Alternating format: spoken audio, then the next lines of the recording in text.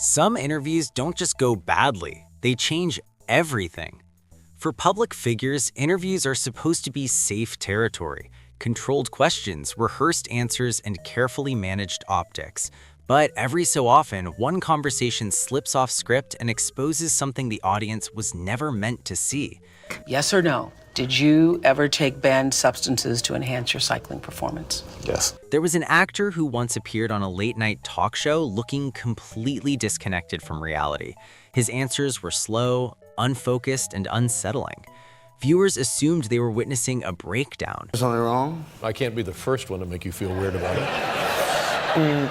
No, I guess not. Producers quietly backed away and casting opportunities dried up almost overnight. Only years later did it become clear the appearance had been part of a performance experiment. What can you tell us about your days with the Unabomber? But by then, the damage was done. The industry doesn't wait for explanations. You're not going to act anymore? No. Huh. Why is that? I don't know. Thank you for letting me come on the show. Yes, well, we've been dying to have you back a year and a half. In another case, a wellness influencer rose rapidly by telling a powerful story of survival. To tell the truth today, the whole truth, no little absolutely. half truths, no gobbledygook. The truth. No, I've been really transparent. Interviews amplified her image as proof that positivity and lifestyle choices could overcome serious illness.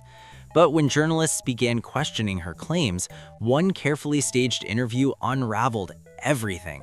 She admitted parts of her story weren't true. Charitable donations hadn't gone where promised. Trust vanished instantly, and so did her platform. Now, you've just admitted that you didn't say it was at your home and it wasn't with a real doctor because you thought people would be disappointed in you. No, I believed he was a real doctor. Once the public feels deceived, forgiveness is rare. I've been openly conveying and speaking about what was my reality and what is my reality today. And will you accept that your reality does not actually match reality? Being given a 4-month deadline, you're still alive. Yeah. Was that an indicator to you that you didn't have brain cancer? It wasn't an indicator. Sometimes honesty itself becomes the problem. One respected actor tried to speak openly about a dark chapter in his past during a promotional interview. He meant to show remorse and growth. Instead, his wording triggered outrage and discomfort. Some praised his openness, but many recoiled. His career continued, but the warmth people once felt toward him noticeably cooled. Transparency without care can be just as damaging as dishonesty. Beliefs can also become liabilities when expressed without restraint. A major movie star once used a daytime interview to aggressively criticize an entire field of medicine. Rather than engaging calmly, he lectured the host and dismissed opposing views. The tone was what hurt him most. Studios distanced themselves and public support wavered. Though his career eventually rebounded, that interview still follows him years later. I'm just living my life, and I'm doing the best that I can and doing it in a way that I feel is right. That psychiatry is a pseudoscience. I've never seen you behave this way before. I know. Have you ever felt this way before? A high-profile television host once lost control during a tense exchange with a comedian. Instead of steering the conversation, the host became defensive. The clip went viral and viewers saw insecurity instead of authority. Ratings fell and the host's time in that role quietly came to an end. You can't even pay attention for 60 seconds. You're a terrible interviewer. Well, you just weren't keeping my attention. That's well, more but an issue that's for you not than my me. problem. Interviews demand composure, especially when challenged. Sometimes silence would have been the smarter option. Your show, you have to pay attention to the guests that you invited on your show. If they're interesting enough. Yeah, they listen, it doesn't matter how interesting I am. You signed up for this job. Of course it does. Well, maybe that's why your job is coming to an end. This is a 2-hour trash-a-thon of our royal family. But yet you continue to trash her. Okay, I'm done with this. No. Sorry, no. Sorry. Do you know what? That's You pathetic. can trash me, mate, but not my No. See you later. Absolutely diabolical behaviour. A popular musician gave a magazine interview meant to sound bold and provocative. Instead, it came across as careless and offensive. Comments about relationships and sensitive topics overshadowed his talent. Apologies followed, but the public image never fully recovered. To get rid of this, and I'm not racist.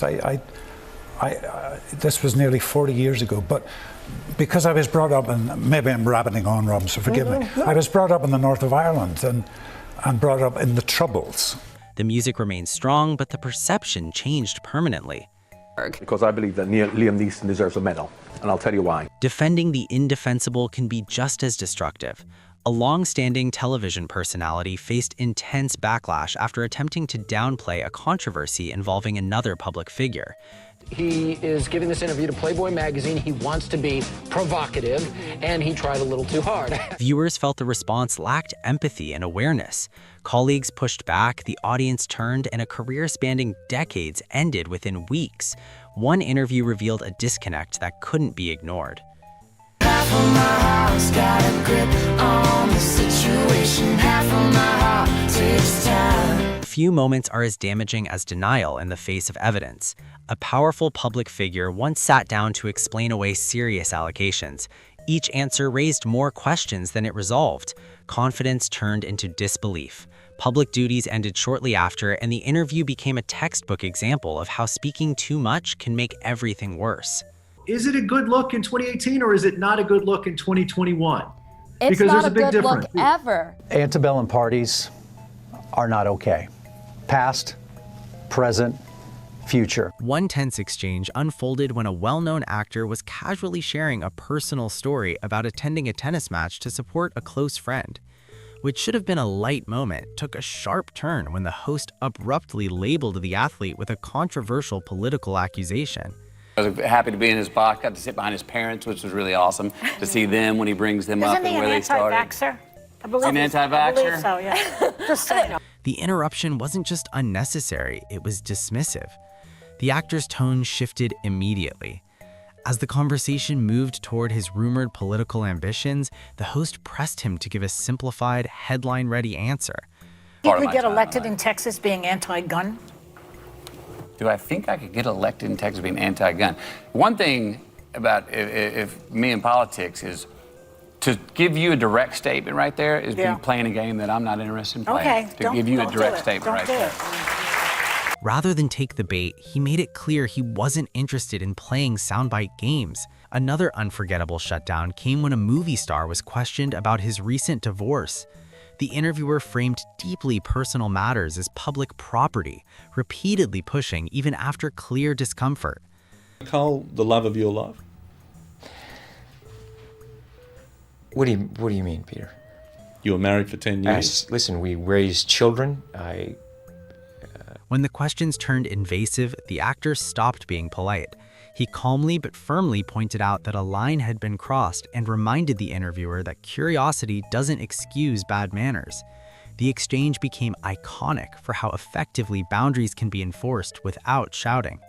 Do you have a relationship where you talk, it's a parenting relationship, and talk professionally about each other's work?